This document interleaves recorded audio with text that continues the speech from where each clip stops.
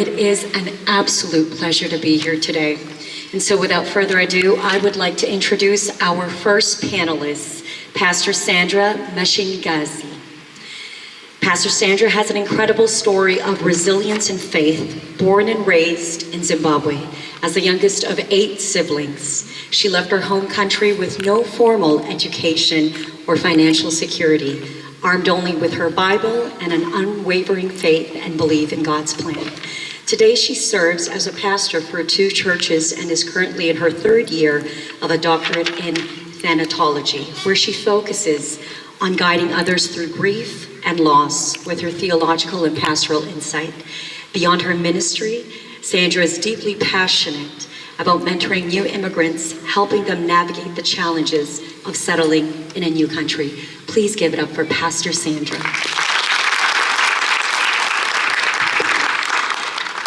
Our next panelist is Joy Daoust.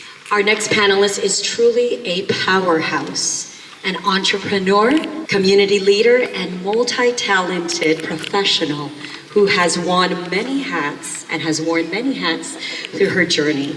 Joy immigrated to Canada from the Philippines in 2005, earning a scholarship to study publishing in Toronto. She launched a Filipino-Canadian community magazine and co-produced the first Filipino TV magazine show on Rogers TV with her husband Warren. A mother of 4, she pursued multiple credentials before finding her passion in real estate, helping families achieve home ownership. She also manages a downtown Toronto salon and co-owns the city's first charcoal ice cream shop. Currently, she is preparing to open a bar and restaurant while keeping her children actively involved in her ventures. Okay. Please help me welcome Joy.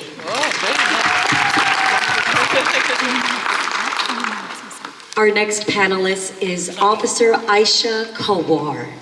It is my pleasure to introduce Officer Aisha Kawar, a trailblazer in law enforcement. A proud Pakistani Muslim, Aisha has dedicated the past 5 years to serving in various law enforcement roles. In February 2024, she made history by joining the Toronto Police Service as a police constable, becoming the first Muslim hijab-wearing officer in the force. Beyond her professional achievements, Officer Aisha is an avid long-distance runner and boxing enthusiast. She also enjoys discovering new local coffee shops in her free time. Her dedication to breaking barriers and serving her community is truly inspiring. Excellent. Please help me welcome Officer Aisha. And last but not least, Dr. Nahal Al-Turhani. It is my pleasure to introduce Dr. Nahal Al-Turhani, a remarkable individual whose journey is a testament to resilience, dedication, and service. Dr. Nahal, a former Palestinian Lebanese refugee, is now a trailblazer in dentistry, education, and social justice advocacy. Honored with the King Charles III Coronation Medal and the 2024 Schulich Young Alumni of Distinction Award, she teaches at Western University and volunteers at the Wright Clinic. Her humanitarian efforts include dental missions to refugee camps and charity initiatives for hospitals and education. A proud Muslim and former chair of the Canadian Palestinian Social Association, she champions community support and fights discrimination.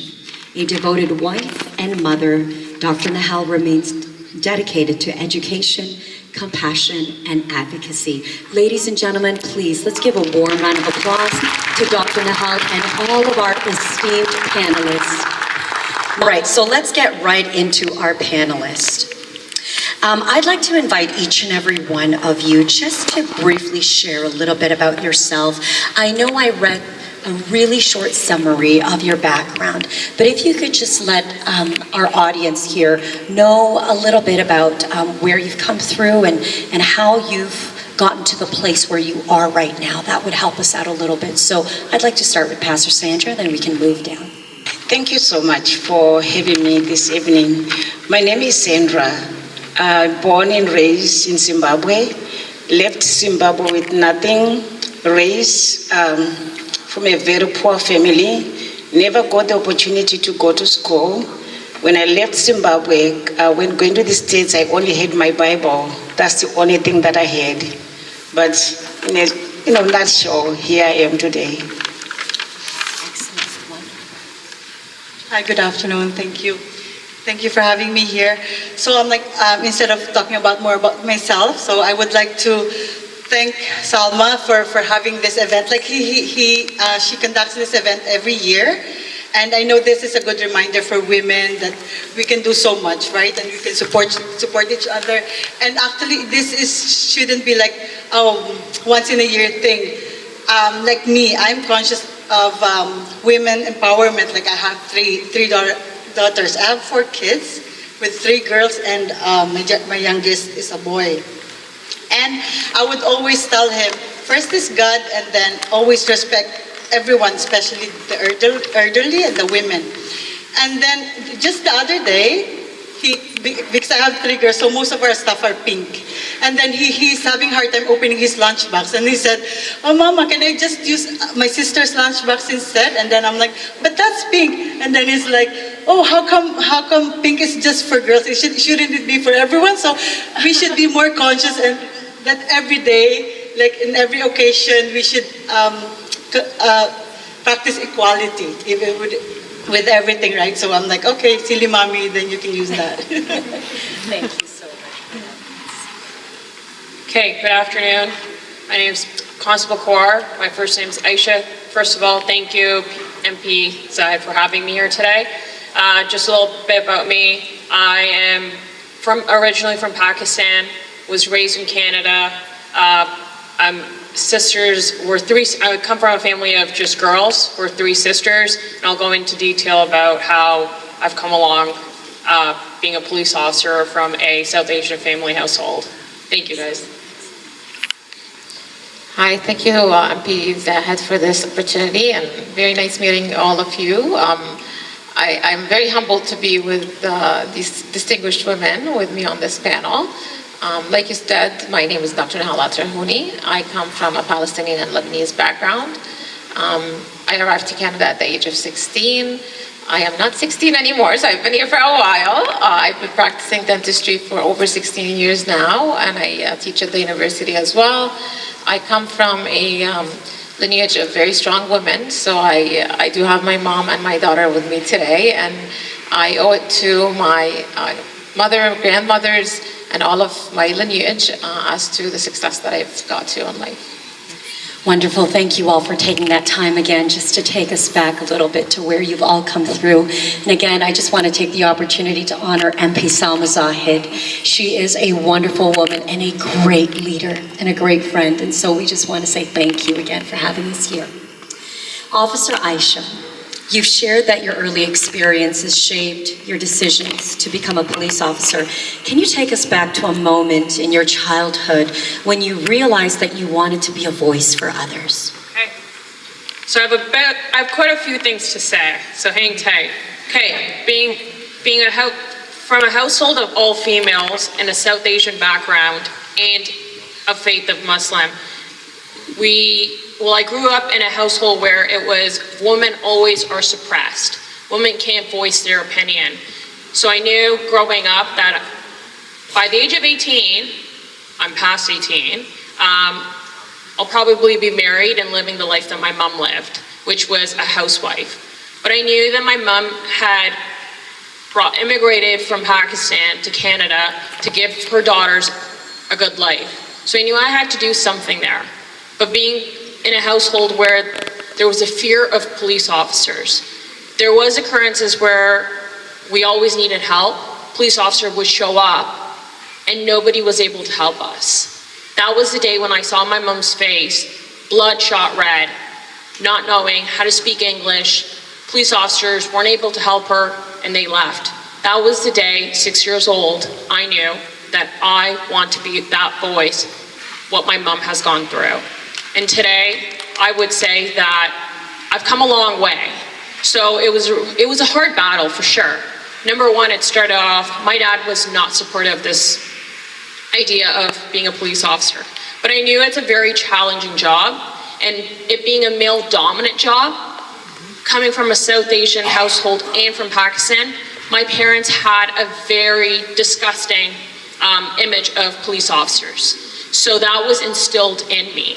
It was, police officers aren't good, you can't talk to them, they're intimidating. I remember going outside, if I saw a police car, and I'm sure we all see a police car, and we're all just like, oh my God, what's gonna happen now? Yeah, I grew up even in a worse state of that. I remember my mom would, you don't look at a police officer, it's a man, you don't look that way, what if he does anything, or what if he questions what you're doing?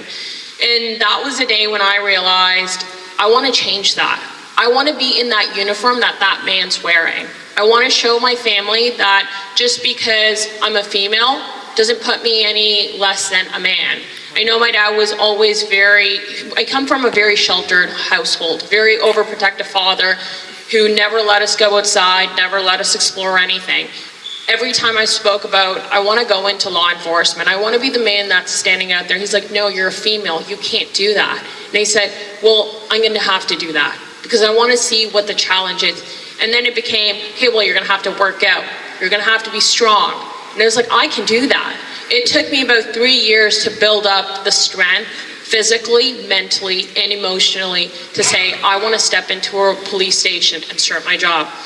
So I can go back about 5 years. I took a flight to a place called Fort Frances, Ontario. Didn't know where I was going. Nobody knew where I was going. All I knew that I'm going to a police station. The Ontario Provincial Police is where I started off. And when I got that first phone call, it was, do you know where we are located? And I said, I know you're very far. And they said, are you sure you're gonna come? And I'm like, I'm coming.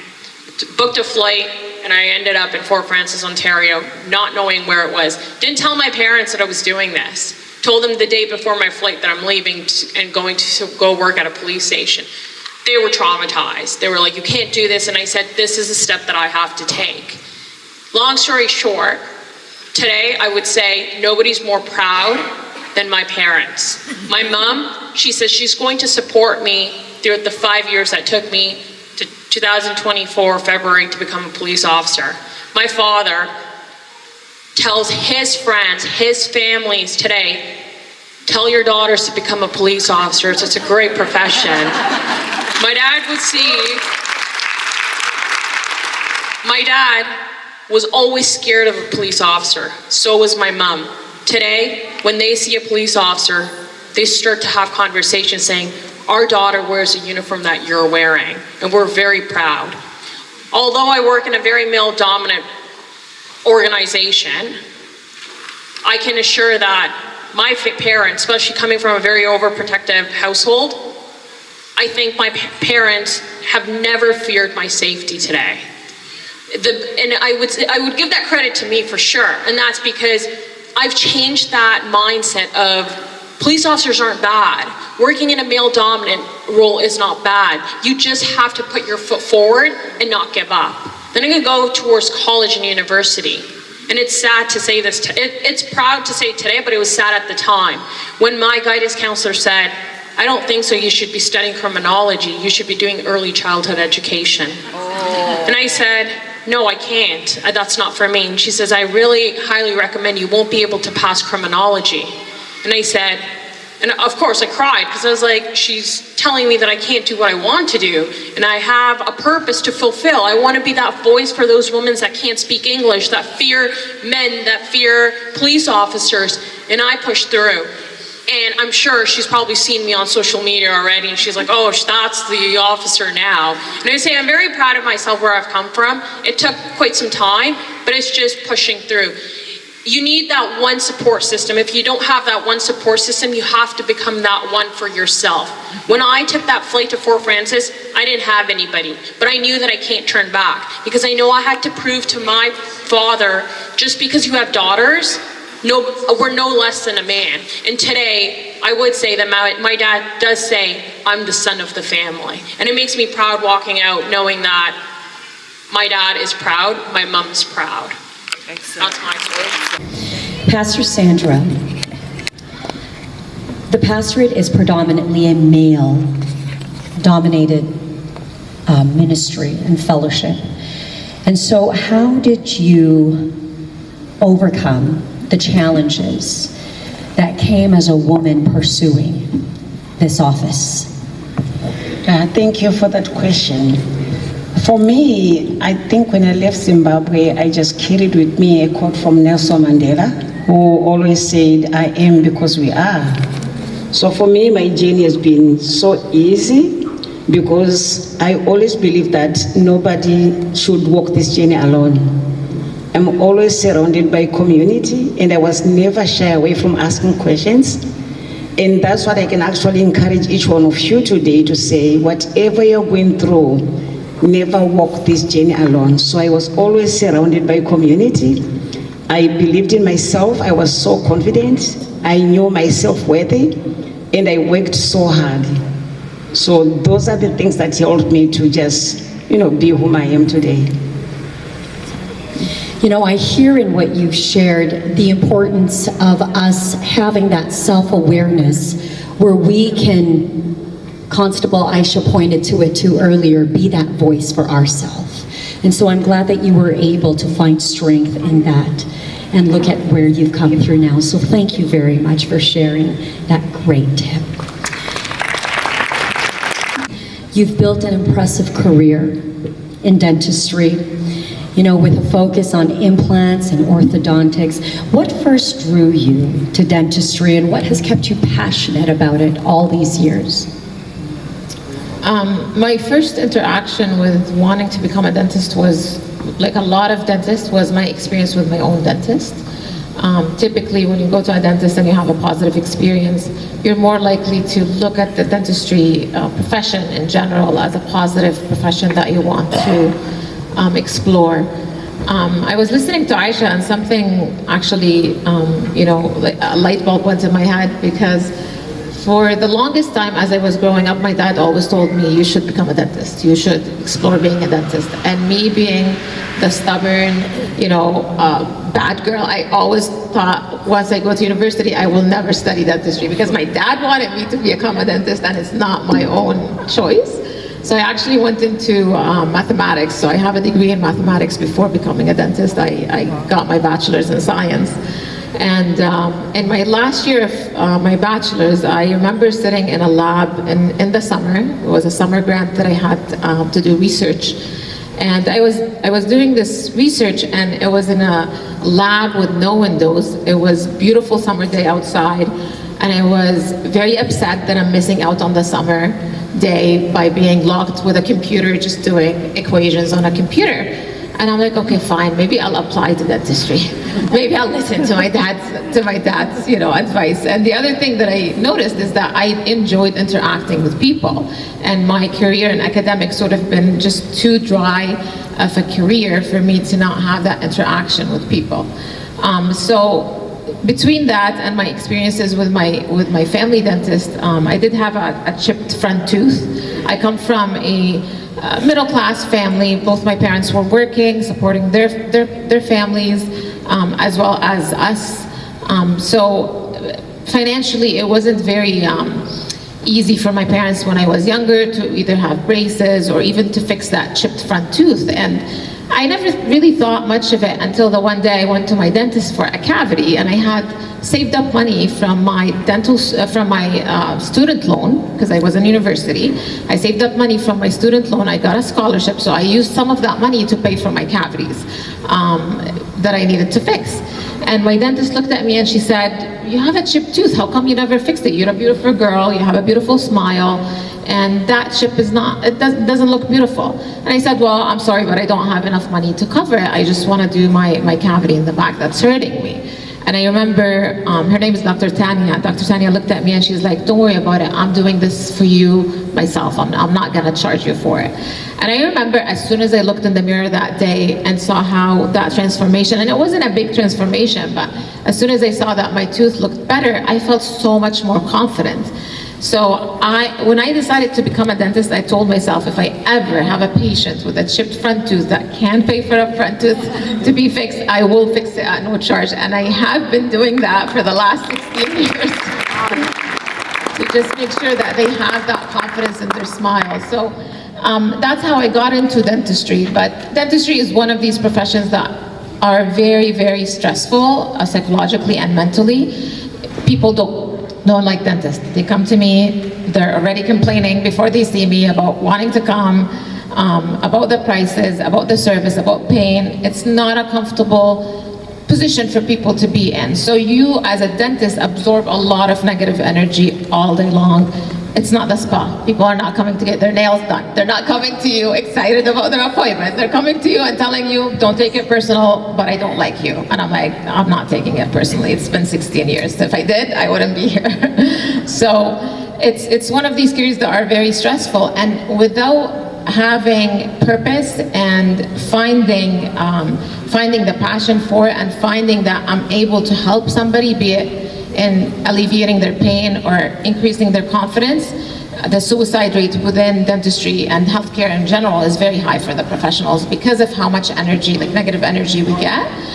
So alhamdulillah, thankfully, I do have a very good support system at home between my husband and my mom and my family, but also my staff, who I'm proud to say out of the 20 staff members I have, 15 are females, and in the management positions in my clinic are females. So I'm very glad to be in a field that is actually female dominated rather than male dominated in my case.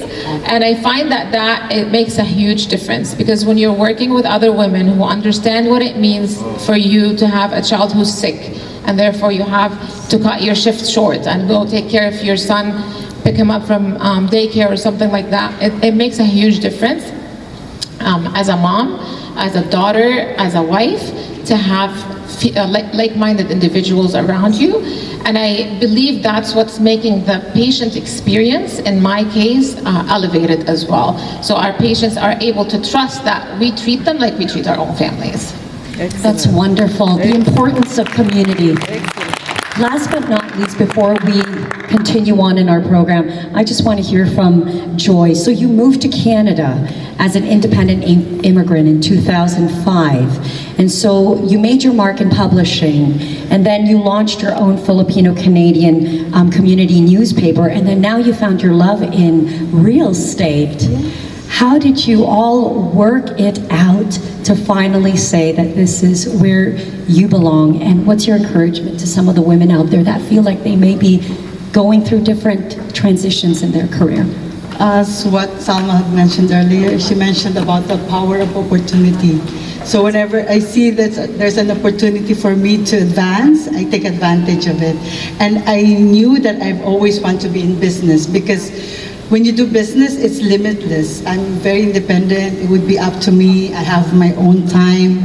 So, and also, same with education. That's why I keep on taking programs. Like now that I'm a licensed realtor, I've enrolled to become a broker, because I always would like to advance, and we always have to advance. As I always mention to my children, and a big part of advancement is education. So you grew up in the Philippines too, or you're Filipino, so you know how they would instill that education is very important, right? So I grew up in a middle-class family. I know that it's a struggle for them to put me into private schools. That's why I took advantage of it, especially now that Canada is full of opportunities, right? So if you would like to study, as long as you have the intent to study, you would be able to, right? So I encourage everyone to take advantage, because studying is a continuous process, and it's endless. You always have to advance. Well said. Thank you very much. And so now we will be going into our mentorship moments. You know, I look at our 4 esteemed panelists here, and they are all community servants, servant leaders who desire to better society, their communities, basically prospering in everything that their hands touch.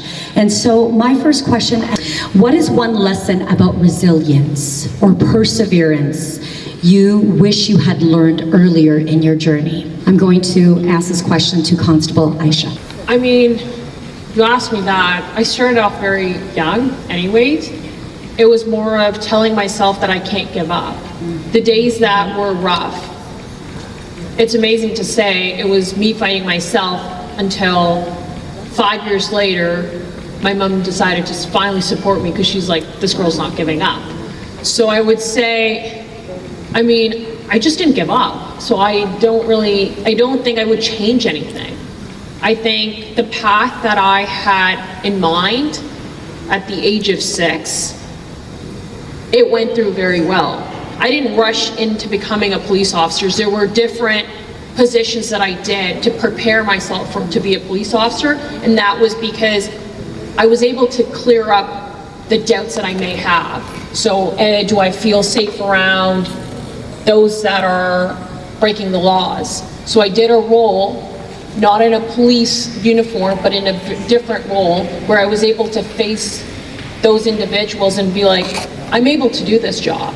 Or for me, it was always taking the extra mile to educate myself, learn more, take the initiative. So I don't think I would do anything different. Would I say, could have I done it earlier? No, I could, and that would be, okay, then that would be pensionable time. But other than that, I think it just went out very well, and I wouldn't change anything. That's excellent. Thank you. Paid to step into leadership because they feel they're not ready enough. What advice would you give to those struggling with their doubts? If you're gonna wait for the world to tell you you're ready, you'll be waiting forever. You gotta seize the moment. You gotta step into that leadership position, because if you don't, nobody else does. The volunteer positions or the outreach missions that I did in refugee camps actually came from that specific angle. I was a student at the University of Western Ontario studying dentistry, and I wanted to go on a volunteer mission to the refugee camps because I speak Arabic and I come from a Palestinian and Lebanese background, and I wanted to help the Palestinian refugees in Lebanon. And I approached the university at the time to get funding for my project because there was already an existing project that goes to a different country, and I wanted to serve the Palestinian refugees in my country, in Lebanon. And I was rejected. The reasons are around anti-Palestinian racism, and anti-Palestinian racism is a very specific form of racism that Palestinians and Palestinian advocates face because of their advocacy for Palestine. And actually, MP Zahed works on that file quite a bit with the government, and we thank her for that. Yes, a round of applause for Selma for that. So what I ended up doing is, instead of waiting for the university to fund me, I went out in the community. And at that time, I was maybe 3 or 4 years in Canada. So I didn't really have a lot of connections. I didn't know a lot of people in the business field. I didn't know people who would have money to donate to such project. But I just took a leap of faith, and I said, I'm going to do my part. I'm going to go and volunteer and collect donations, collect supplies, and go to these refugee camps and do my part.